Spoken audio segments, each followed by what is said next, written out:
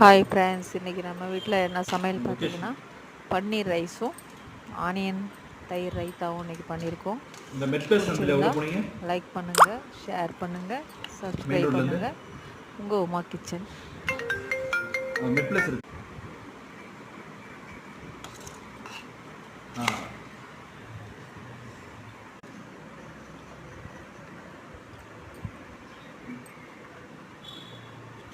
SP எது நான் அந்த பிஎம் ஹாஸ்பிட்டல் வழியாக வந்தீங்களா இல்லை இந்த நங்கநல்லூர் மெயின் ரோடு வழியாக வந்தீங்களா?